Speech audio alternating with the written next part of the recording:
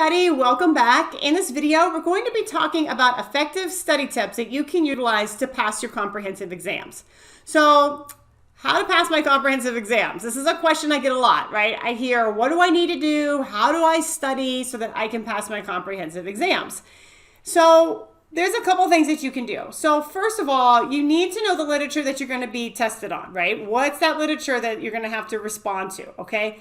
You should be reading that literature regularly. Immerse yourself in it. Don't wait a month or 2 months out and then decide, oh, I should be reading now, okay? You don't need to be like, the longer you get, the farther away you get from comps, right? The more likely you are, right, to forget some things. But you also don't want to just wait a month and then all of a sudden try to just cram everything you can either. I would say 4 to 6 months in advance, you want to seriously hunker down on that reading. And that may mean revisiting some pieces, and it may mean reading some new and additional pieces, okay? But make sure you know what you're going to be expected to know to the best of your ability. Now, as you're reading these pieces, I highly suggest that you take notes on what the text is about, okay? I suggest that you have a spreadsheet or, a notebook, just however you want to organize yourself. And there's a number of things you can put on this, but here's what I'm going to suggest to you. I'm going to tell you, identify the main argument or the main arguments that are in that piece. Understand if this is a canonical text in your field. Is this a groundbreaking text or piece of research, right?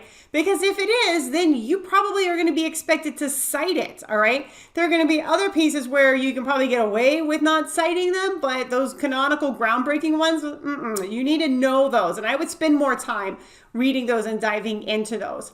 How is the piece situated historically in relation to what came before and what came after it? And then, as I said, what contribution does this text make? Those are the 4 main things that I would highlight in my notes. Now, some of you will be able to use notes for your comprehensive exams, and some of you might not be able to, okay?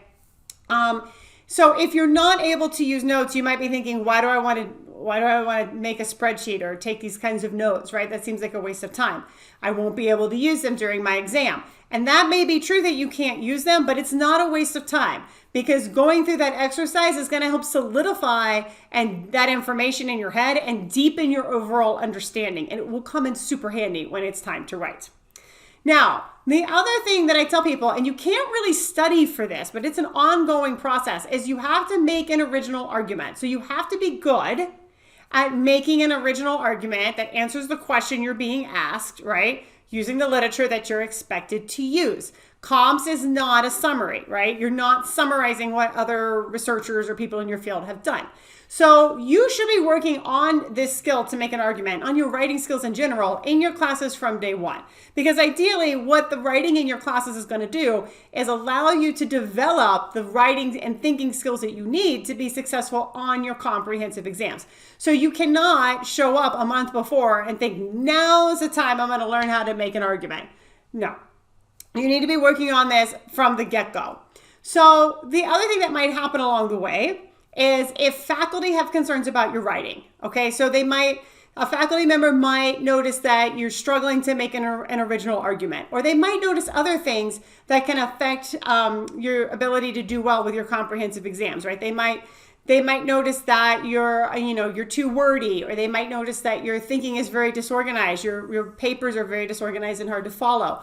Whatever the case may be, when a faculty member takes the time to come to you and say, hey, I have some concerns, okay, about your comprehensive exams. And this person may not even be on your committee, all right? But they do understand the process, all right? And they have seen your writing. And if they're saying they have concerns, listen to that.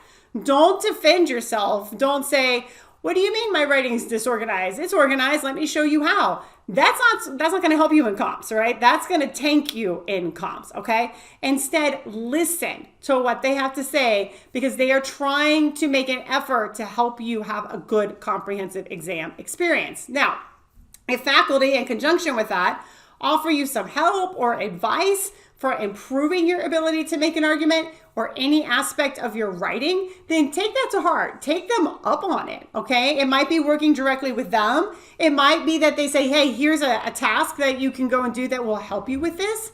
Do it, okay? By all means, do it. It's going to help you and make you better.